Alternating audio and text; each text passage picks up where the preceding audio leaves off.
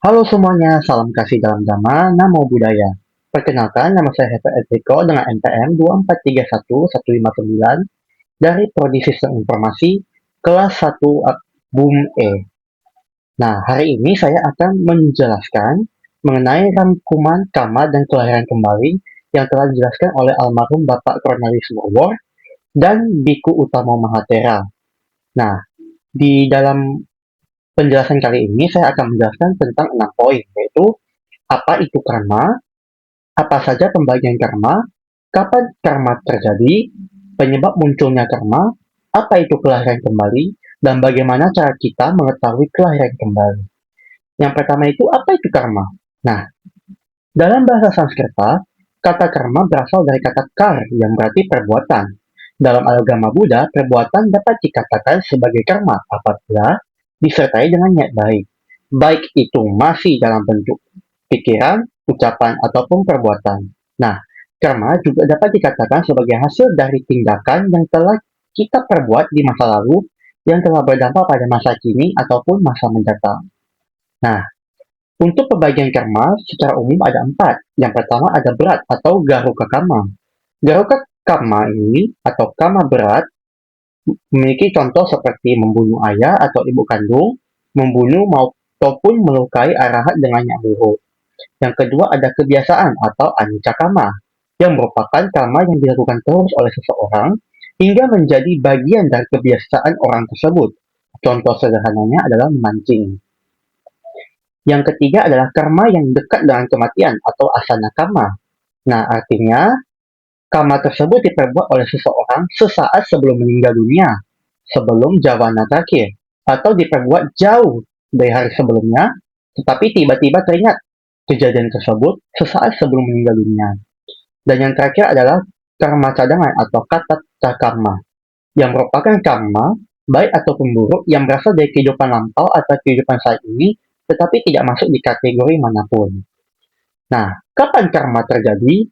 Nah, tidak pasti ya teman-teman, karena orang baik bisa saja mendapatkan karmanya secara langsung, dan juga orang jahat belum dapat merasakan karmanya saat ini juga. Nah, jadi perbuatan yang kita lakukan saat ini belum tentu akan berbuah nantinya, tidak akan tentu untuk berbuat sekarang ataupun kapan waktunya. Jadi, karma itu ada yang cepat berbuah maupun sebaliknya. Bisa jadi dari yang kehidupan sebelumnya dapat berbuah di kehidupan berikutnya tanpa kita tahu apa penyebabnya ataupun apa yang telah kita perbuat di masa lampau. Nah, apa saja sih penyebab munculnya karma? Nah, karma ini ada karma baik dan karma buruk. Kalau karma baik biasanya muncul karena perbuatan yang didasari dengan aloba, tidak serakah, adosa, tidak membenci, dan amoha, kebijaksanaan.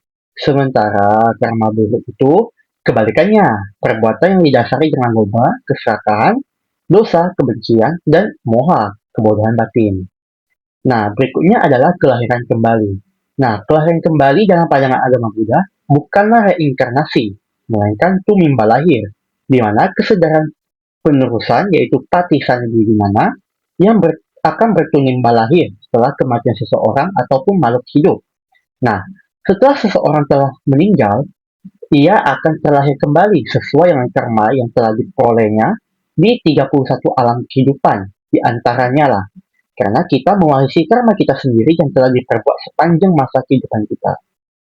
Nah, jadi bagaimana cara kita untuk mengetahui kelahiran kembali tersebut? Bagaimana kisah kita di masa lampau? Nah, secara umum ada dua cara ya teman-teman. Ada cara bermeditasi yang akan membuka kesempatan bagi kita untuk melihat kehidupan-kehidupan kita pada masa lampau. Namun ada satu cara lagi yaitu hipnotis yang juga memiliki kesempatan yang sama untuk melihat kehidupan-kehidupan di masa lampau. Namun, untuk orang yang sudah terbiasa dengan mempraktikkan meditasi, ia akan susah untuk dihipnotis. Nah, kurang lebih itu saja untuk rangkuman saya tentang karma dan penyembah lahir yang telah dijelaskan oleh almarhum Bapak Cornelius Wawor dan Biku Utama Mahatera. Mohon maaf apabila ada kesalahan dalam penyampaian. Terima kasih dalam Dhamma, nama budaya.